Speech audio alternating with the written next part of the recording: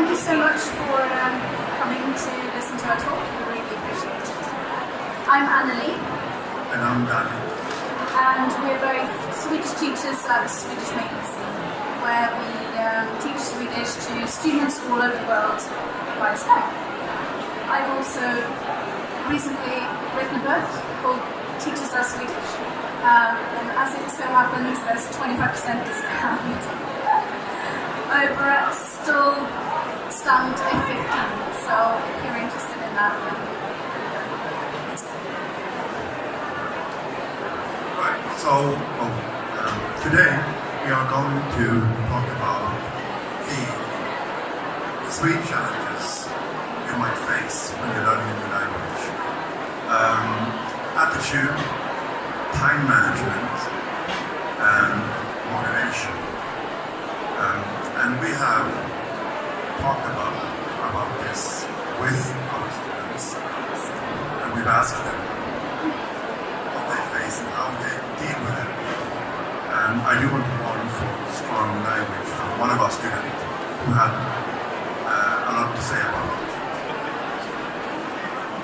I'm really good at everything I do, and I'm really bad at this one thing that I really want to be good at.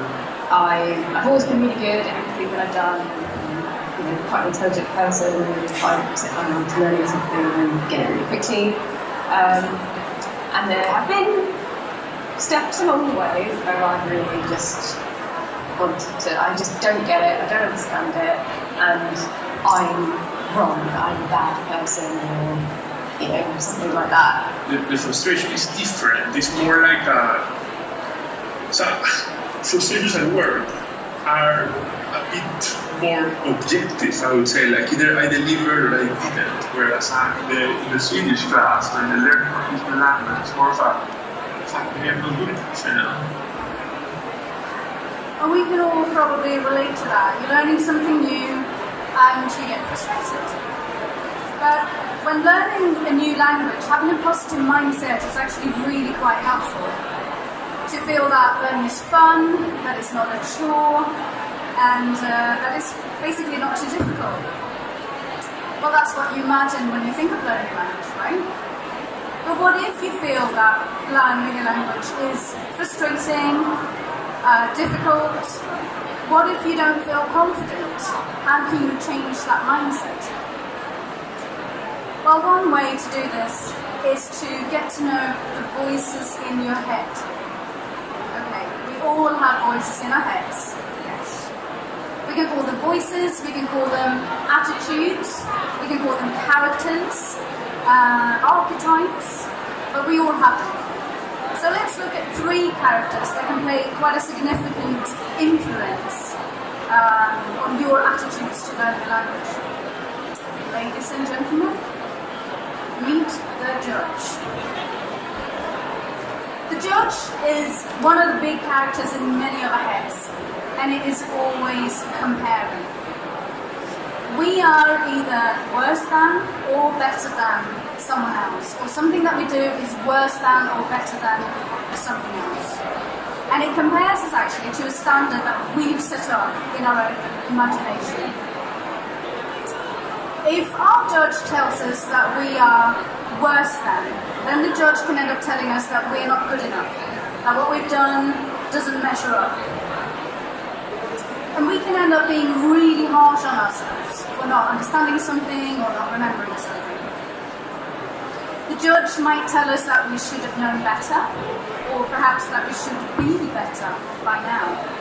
And that can be really quite demoralizing. And it could actually also compare us to native speakers, and that's quite an unfair comparison, I think. If the judge tells us that we are better than, then the judge might inflate our ego and tell us that actually we're really quite good, when in fact maybe we do need to work on a few things. And this can lead to perhaps taking a language course at a level that's too high for us, or maybe not paying attention to our teacher when they say that we need to work on something. So how do we deal with the judge? Well, try and practice acceptance and try and avoid words like right and wrong as much as you can. Because of course, when you learn your language, this can be quite difficult because things can be right or wrong in a language, like conjugating a verb in a certain way. But you can still make small shifts in your attitude and how you react. So, for example, instead of saying to yourself, "Oh my God, I cannot believe I made this mistake again," try and say, "That's interesting," and see if you can feel a little bit grateful for realizing something that you need to practice more on.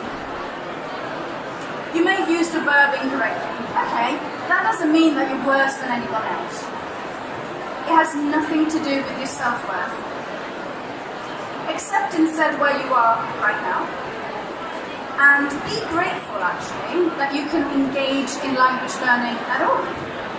Because if you can hear my voice today, if you can understand what I'm saying, then you have the mastery of language, and you have a healthy mind that can grow and allows you to function in this world. And that's actually something that not everyone is able to do.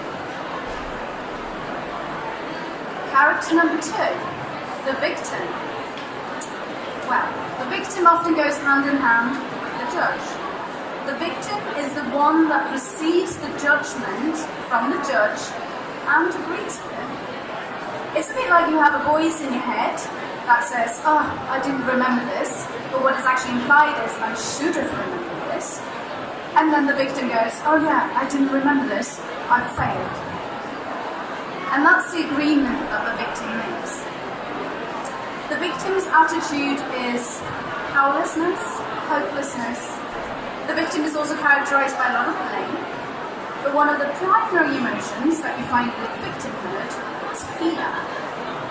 It's the fear of not knowing, not being in control, not being safe. And a victim attitude can lead you to be fearful when you're learning a language, or you want to try and avoid the feeling of not knowing, of not being in control. And of course, we all know when you're learning something, that's impossible. You are going to be in a situation where you don't know. But the victim attitude may feel really uncomfortable in this situation. It might trigger emotions from perhaps our schooling years where we didn't know something, we felt out of control. Maybe at some point someone even called us stupid. And other characters will rush in and try and help protect the victim. And I'll get back to one of those characters soon. So how do we deal with the victim? Well, there is a sense of lack of control here with victimhood. A feeling that other things, other people, other events can kind of control how you feel. Whereas actually, we create our own happiness, well, or anxiety.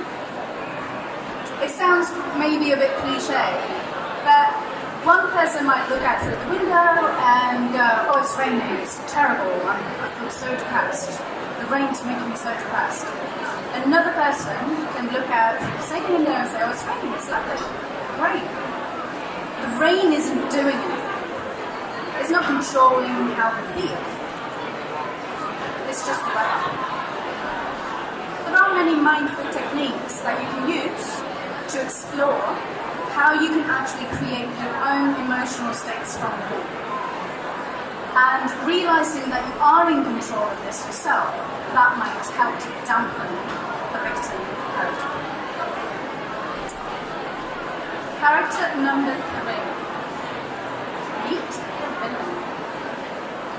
Well, this character can have a couple of different forms. It can be in the shape of a rebel, "Don't tell me what to do." But it can also be in the shape of a saboteur. And this side of the villain, the saboteur, has a tendency to sabotage our own well-being. So the saboteur character can be prepared to throw away a whole relationship, a whole big goal, just because of a minor incident. But it can also damage and destroy by neglect. It can talk us into not doing things that we need to do. So we procrastinate, we let things slip. And this saboteur is the character that most often come up in language learning. Procrastinating, postponing, not keeping up a study routine, not doing our homework, until maybe it tells us, hey, there's no point in continuing, just stop. And then perhaps the judge in our head says that we failed, and the victim goes, oh no, we failed. And maybe we stop studying altogether. So you can see how these three characters actually work together, they almost collude, and they can really make our language learning journey difficult. So how do we deal with the villain? Well, by dealing with the judge and the victim first. Because then the likelihood that we feel we need to release the villain will decrease. But just really being aware of these voices in our heads can make a really big difference. And the goal is actually not to eradicate them. You can't take them away, they're always going to be there. But just simply observe them from a distance and don't necessarily believe what they say. Right. Some people call me the tallest teacher in the world, but I might be quite close to it. I would like to talk about priorities.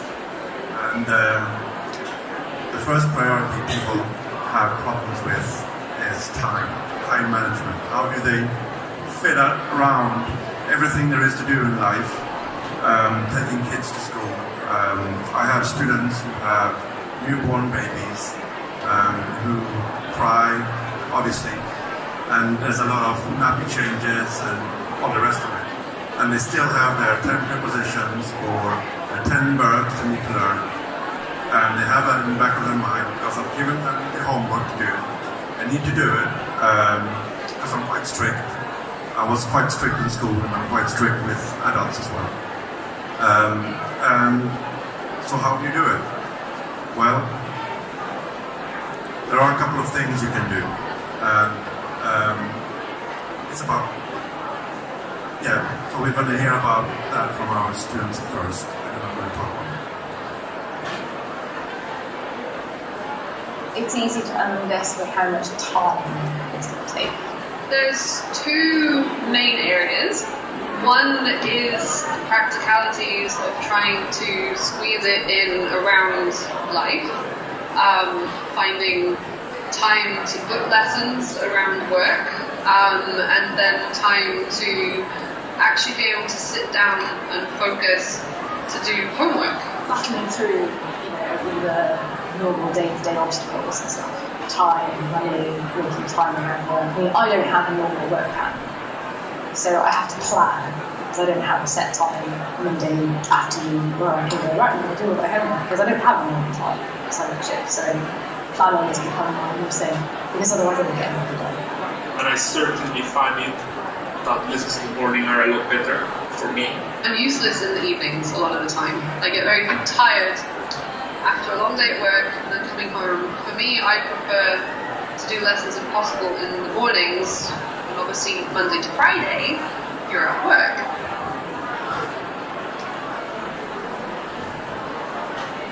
Right, so these are some of our students, and it's about changing your behavior over time. It's about finding a routine to let you come back to every day. So it becomes like an obsession to always do this thing. You always sit off a couple of minutes. It doesn't have to be an hour or 2 hours. Because a lot of my students, they think that whenever I give them homework, they're going to have to sit for hours and hours a day just to get this done. And that's not how it has to be. You can still listen to our podcast while cooking or while you're jogging. And one of them here was talking about morning routines. So waking up a bit earlier in the morning. I'm also an author.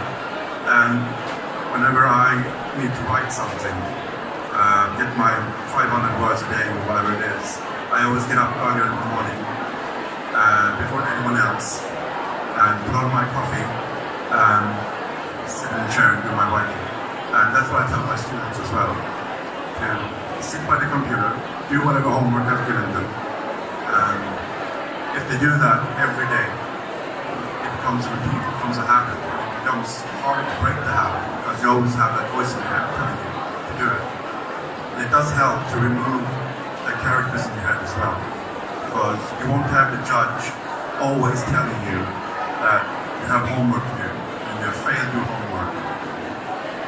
So that's one of the things you can do. And also, you don't have to sit and study books. There are plenty of things online you can go to. So you can always listen to something on YouTube, for example. And there are podcasts on Spotify, freely, in all kinds of languages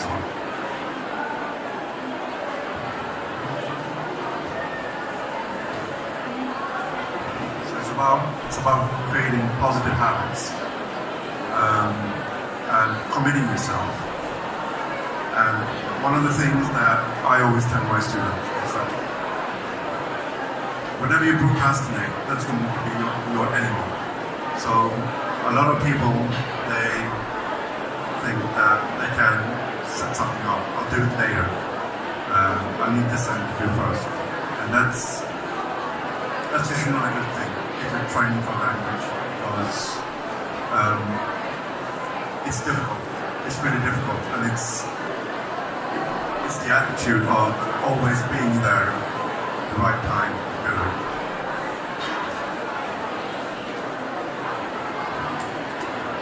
Another thing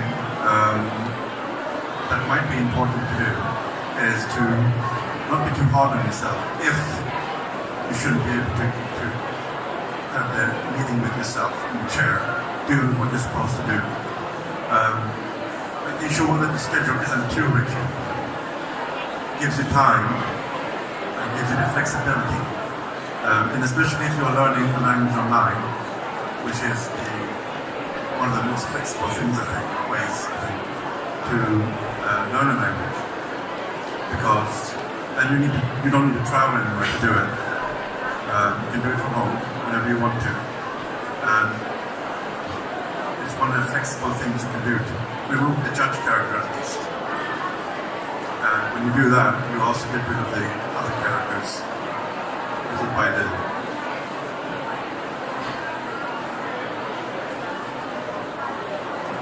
So it is kind of like going to the gym. You won't see results immediately, because that's not how it works. You're going to see progress little by little. Because you can't train like mad for 6 months and then think that you can retain the same level by being a coach player for 2 years. So it's about routine.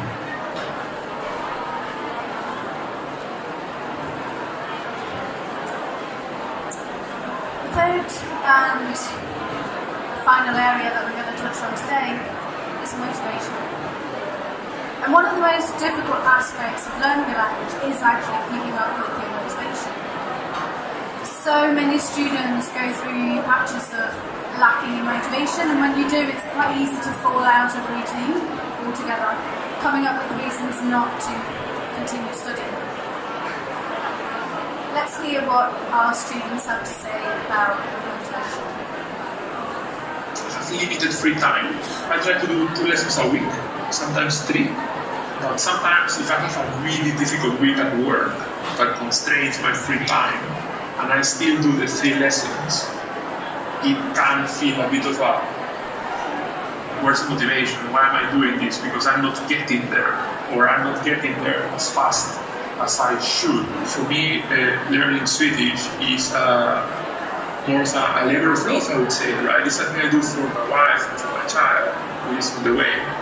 Most people start to learn for a partner who is language. You want to learn it for them. You want to learn it because you want to sound interesting and clever when you speak to them, or you want to do this thing to show them. But after a while, you have to change that motivation to you doing it for yourself, because otherwise it's going to be this massive thing in your relationship. Like every argument you have, why can't you hang up your washing because I'm learning a language for you and it's really hard, so you must do those sort of things. So what is motivation?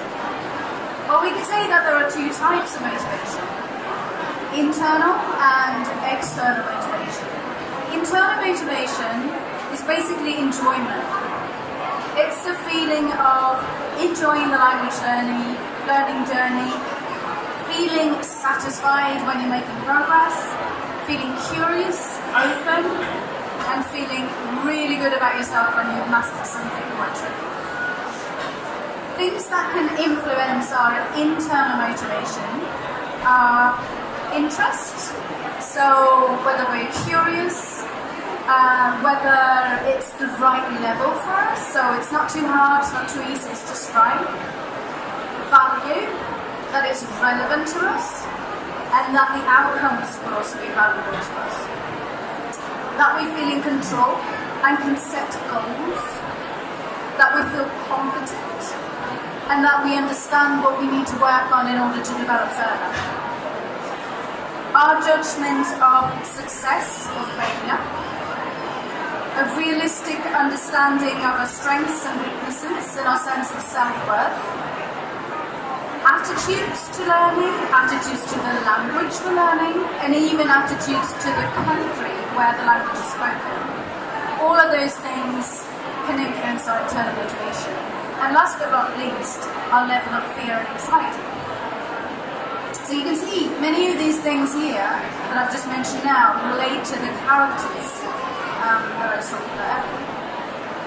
External motivation, on the other hand, is some kind of reward, which could be a real reward or it could be symbolic.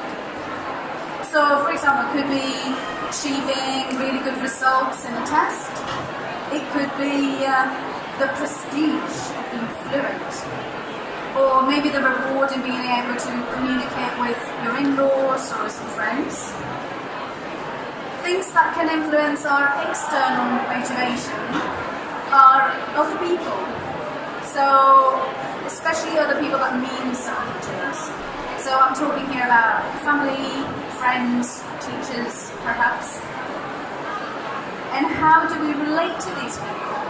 Do they punish us? Do they reward us? Do they give us feedback?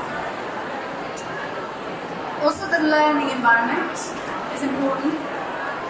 The resources, the time when we're studying, class size, and also the broader context, cultural norms, societal expectations, conflicting interests, and so on. All these things can influence our external motivation. The problem with external motivation is that we can end up studying but not really enjoying it.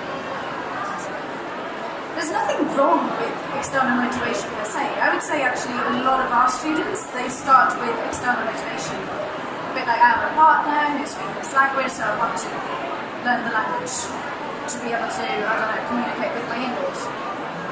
There's nothing wrong with that as a start, but after a while, I think, you need to switch over to the internal motivation. So otherwise you might not enjoy the learning process and then the motivation will dip. So it's better to make sure that your internal motivation is nice and strong. And I just want to share with you 5 ideas for how you can improve your internal motivation. Number 1, make positive associations. Connect your target language with your interests. If you like politics, read the news online. In the news headlines in your target language. Are you interested in history? Well, look into the history of that country. Do you like baking? Well, learn how to bake traditional sweets and translate the recipe from your target language. Watch movies, TV series online, all that sort of thing. Look at YouTube, radio stations. If you like music, research music with the lyrics in your target language and try and translate it. And of course, sing along. Number 2, don't give up. You need a holistic and realistic view of the learning process. Many language learners start out with really high hopes. They want to achieve fluency fast. But your enthusiasm can dip quite quickly when you find yourself making the same mistakes again and again, and it turns into a drag.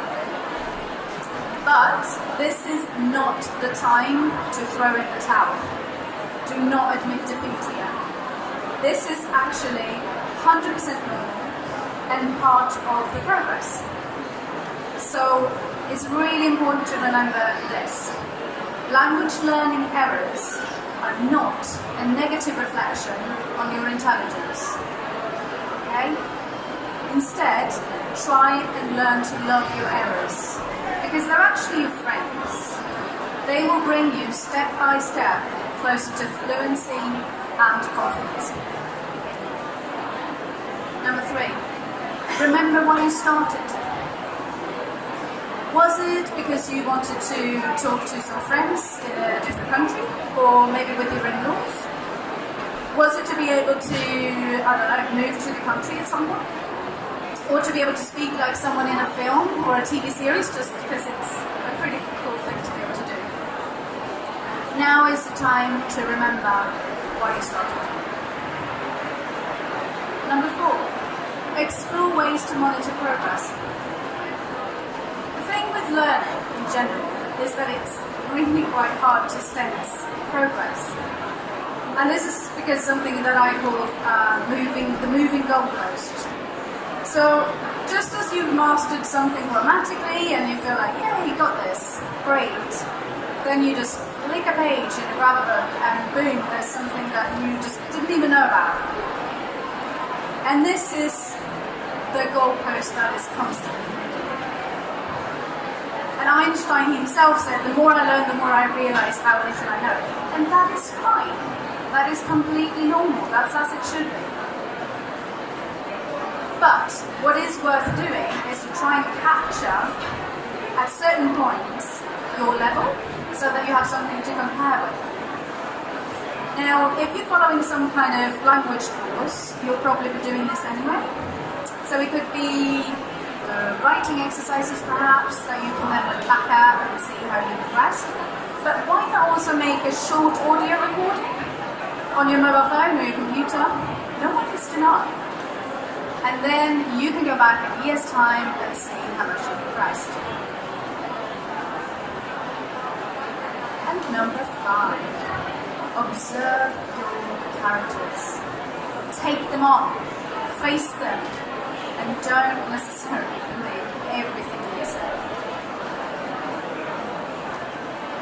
Right, and because we have looked at all these problems that people might have, we have designed this toolkit that might come in handy.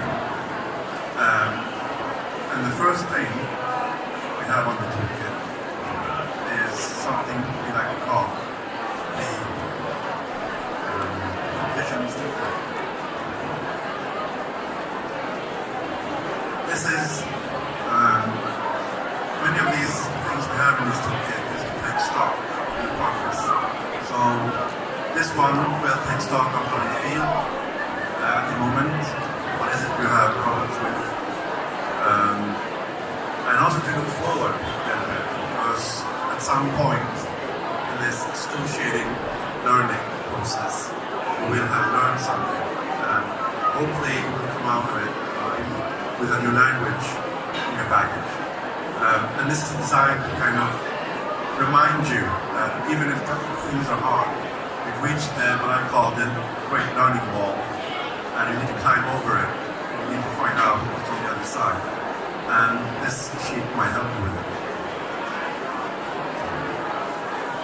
The next one is called the goal setter, which is what it sounds like. You set goals for yourself. Could be what I said before, the verbs or prepositions or whatever it might be.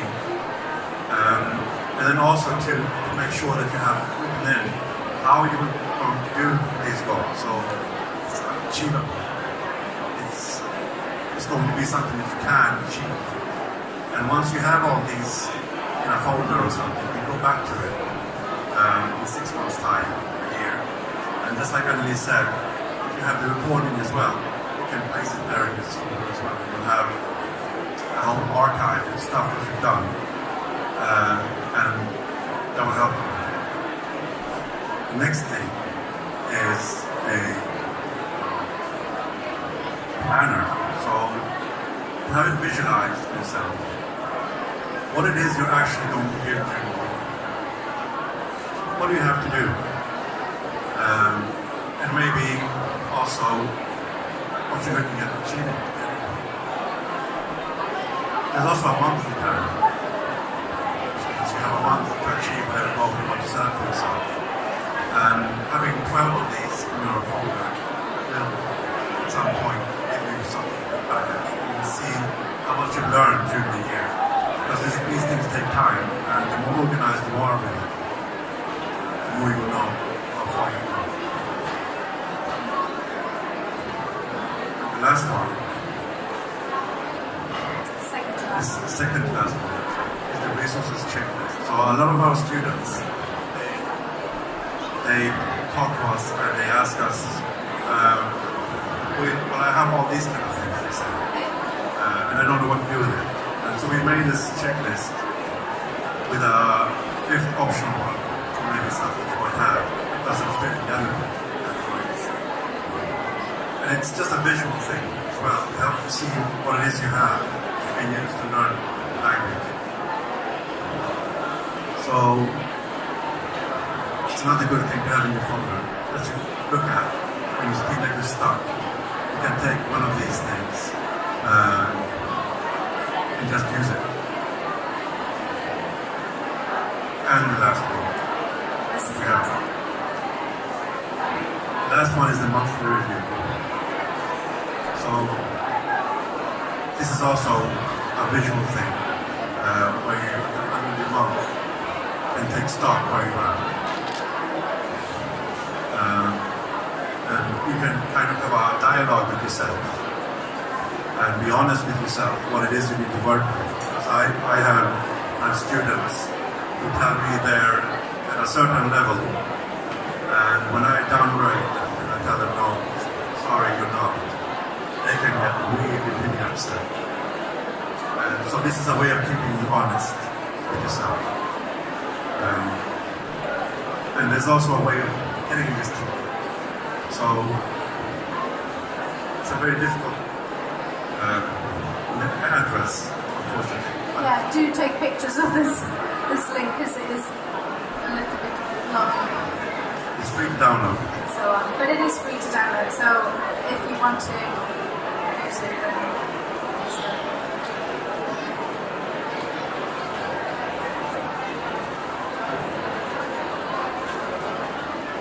Right. This is what we had today.